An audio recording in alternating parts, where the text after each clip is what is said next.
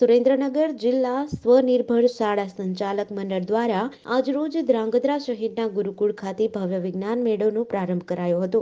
આ વિજ્ઞાન મેળામાં 100 જેટલી શાળાઓના વિદ્યાર્થી ભાઈઓ બહેનો દ્વારા વિવિધ કૃતિઓ રજૂ કરવામાં આવી હતી। ખાસ કરીને સોલાર એનર્જી, રિન્યુએબલ પર્યાવરણ જાગૃતિ, મ્યુઝિક ઉપર, ચંદ્રયાન ઉપર સહિતની કૃતિઓ આકર્ષણનું કેન્દ્ર બની હતી। વિજ્ઞાન મેળામાં સુરેન્દ્રનગર જિલ્લો રાજ્ય લેવલે, જિલ્લા લેવલે નામના પ્રાપ્ત કરે તેવી સંચાલક મંડળના પ્રમુખ દ્વારા આશા વ્યક્ત કરવામાં આવી હતી। આ સાથે 2 દિવસીય ચાલતા વિજ્ઞાન મેળામાં ભાગ લેનાર તમામ વિદ્યાર્થીઓને પ્રોત્સાહન પુરસ્કારથી સન્માનિત કરવામાં આવશે। આજરોજ યોજાયેલ વિજ્ઞાન મેળામાં પૂર્વ કેબિનેટ મંત્રી I.K. જાડેજા, ધારાસભ્ય પ્રકાશભાઈ વરમોરા, સંચાલક મંડળના પ્રમુખ સહિત 100 થી વધારે શાળાના સંચાલકો, વિદ્યાર્થીઓ તથા વાલીગણ ઉપસ્થિત રહ્યા હતા।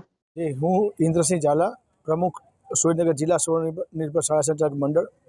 અમે લોકો એમાં સુરેન્દ્રનગર જિલ્લા સ્વનિર્ભર શાળા સંચાલક મંડળે ધ્રાંગધ્રા મુકામે જિલ્લા કક્ષાના વિજ્ઞાન મેળાનું આયોજન કર્યું છે।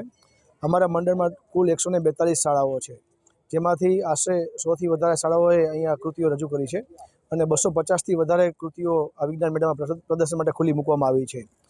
ધ્રાંગધ્રા તાલુકાના આસપાસના તમામ ગામડાઓમાં એટલે 40થી વધારે ગ્રામ્ય વિસ્તારોમાં અમે અમારા ખર્ચે વિદ્યાર્થીઓ માટે નિઃશુલ્ક વાહન વ્યવહારની વ્યવસ્થા કરેલ છે।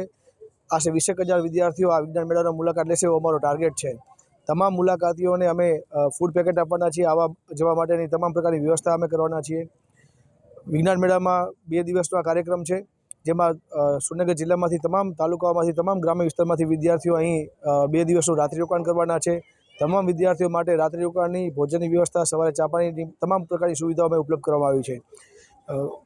બાળકો માટે અને બાળકીઓ માટે અલગ અલગ હોસ્ટેલની સુવિધા છે। તમામ વિદ્યાર્થીઓમાં વિજ્ઞાન પ્રત્યે જાગૃતતા કેળવાય અને આપણા જિલ્લાના વિદ્યાર્થીઓનું વિજ્ઞાન ક્ષેત્રે જિલ્લા કક્ષાએ પરિણામ ઊંચું આવે, તેમજ રાજ્ય કક્ષાએ પણ આપણો જિલ્લો વિજ્ઞાનમાં આગળ પડતો રહે એ માટેના પ્રયત્ન છે। વિવિધ પ્રકારની કૃતિઓ રજૂ થઈ, જેમ કે સોલાર એનર્જીને લગતી કૃતિઓ છે, રિન્યુએબલ એનર્જીને લગતી કૃતિઓ છે, પર્યાવરણની જાળવણીને લગતી કૃતિઓ છે, વાહન વ્યવહારને લગતી કૃતિઓ છે। વિવિધ પ્રકારની અલગ અલગ કૃતિઓ રજૂ કરવામાં આવે છે। અમે એ બાબતની તકેદારી રાખવામાં આવી છે કે એક જ પ્રકારની કૃતિઓ ન રહે, તેમજ તમામ પ્રકારના વિષયોને આવરી લઈને અલગ અલગ વિષયોની વર્કિંગ મોડેલ રજૂ કરવામાં આવે છે। માત્ર પ્રોજેક્ટ રજૂ કરવાથી આ કાર્ય નથી થતું, પણ તમામ પ્રોજેક્ટનું વર્કિંગ મોડેલ વિદ્યાર્થીઓ રજૂ કર્યા છે।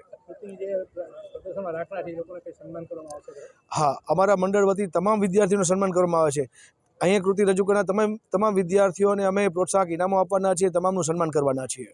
મોરી છે। હું અલ્ટ્રાવિઝન સ્કૂલમાંથી સુરેન્દ્રનગરથી આવી છું।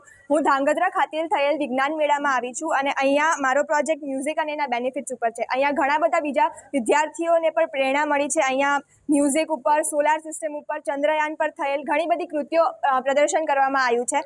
અહીંયા અમને અહીંયા આગળ જવાની પ્રેરણા મળી છે અને અહીંયા એક પ્લેટફોર્મ મળ્યું છે જેના થકી અમે આગળ જઈ શકીએ છીએ અને અહીંયા ખૂબ જ મજા આવે છે। Thank you. આજે સુરેન્દ્રનગર જિલ્લા સ્વનિર્ભર શાળા સંચાલકોએ વિજ્ઞાન મેળાનું આયોજન કર્યું છે। સુરેન્દ્રનગર જિલ્લાને સૌ મિત્રોએ ભેગા થઈ અને ગુજરાતનું શિક્ષણનું હબ એ સુરેન્દ્રનગર જિલ્લાને બનાવ્યું છે, ત્યારે સૌ મિત્રોને હું અભિનંદન આપું છું।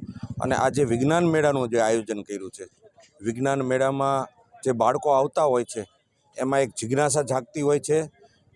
બાળકો જે જોવે એ બનવા માટે પ્રેરણા પ્રાપ્ત કરતા હોય છે। એટલે અહીં કોઈ બાળકો જોશે તો વિજ્ઞાનની કોઈના કોઈ ટેકનોલોજી એના મગજમાં બેસશે। એ વિજ્ઞાનની ટેકનોલોજીને એ આગળના દિવસોમાં ઉદ્યોગપતિ બની અને માનવતાના વિકાસ માટે જે વિજ્ઞાનના સંસાધનો એ છેવાડા સુધી પહોંચાડતા હોય છે।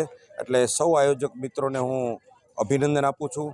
અને એમાં પણ ખાસ કરીને ધ્રાંગધ્રા આધ્યાત્મિક ધરતી છે, ભાગવત ધામ અને સંસ્કાર ધામ, એટલે દિવ્ય અને ભવ્ય વિજ્ઞાન મેળો થયો આ ધરતીમાં કાર્યક્રમ કરીને, એટલે સૌ મિત્રોને હું અભિનંદન આપું છું। JDC ન્યૂઝ સાથે દિનેશ ગામવા સાથે જયેશ કુમાર ઝાલા, ધ્રાંગધ્રા।